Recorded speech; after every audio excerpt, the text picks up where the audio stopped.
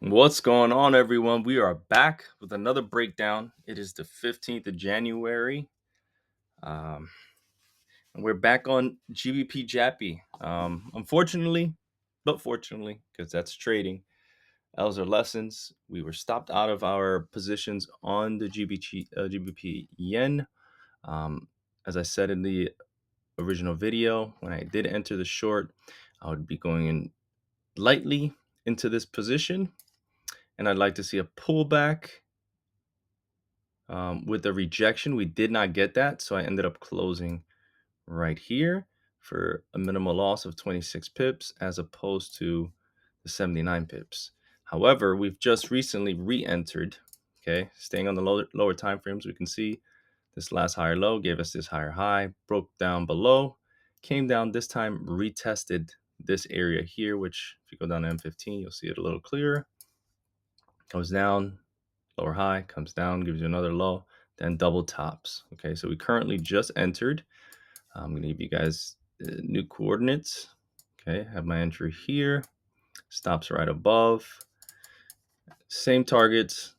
Okay, obviously we're going here first. Well, first here to the 190.034 area, then again to the 188.945 area. And for those of you that use fibs, can use a fib and look for the extension at the negative 61.8, which will be the overall target if we can break, again, this major neckline at the 190.000 area. We're currently in the position, stops at, let's put this a little higher because CPI is coming out a little in a bit. So I'll just put this at right there in case we get some whiplashing. Okay. So we're looking at a 3-to-1 risk to reward if we can break this level.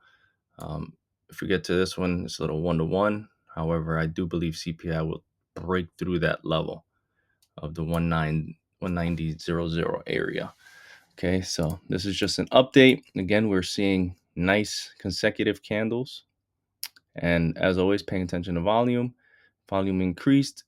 Our last final candle here closed above the average, which gave me my signal to enter. A nice pullback to the 618 fib, and we'll see the extension.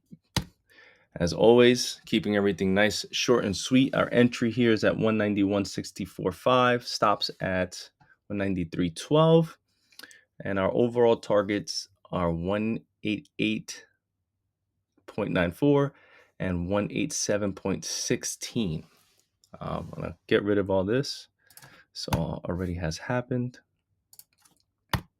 We can go over, still got more time, we got 2 minutes. Let me go over why we got stopped out, okay, which is always good to be aware of. We came down on the daily, got really close to the 190.00 area, that neckline that we were expecting to break. Big bulls stepped in here. As you can see the volume on that, there was not many. Yes, it came down here. There was not much selling volume. It was not above average. As opposed to the last previous candles, you can see even this small candle here was above average in volume and increased on the way. As opposed to when we come to this specific candle here, the volume decreased. So that was a signal that I didn't fully pay attention to. So that was a lesson learned. And like always, trading is about managing your risk and staying in the game long enough. Okay, and the only way you can do that is by capital preservation. All right, got the close here, and then obviously that pullback here, which was into the fair value gap, I believe. Let's see here. Yeah, just right into that fair value gap. If you're not able to spot it, there is a tool here, FVG. You can look it up. Nephew Sam, click it. You can see the fair value gaps. Okay, it'll put it for you if you can't eye it yourself. Okay, but came right into that fair value gap, and then we looked for a new entry, which we're in now. Okay, but it's just paying attention to candlestick analysis and volume, and seeing what I should have waited another day or so to see if they wanted to spike up higher, especially in that the volume died down and we had this massive pin bar. But next time will not happen. All right, we'll see you on the next video. Peace.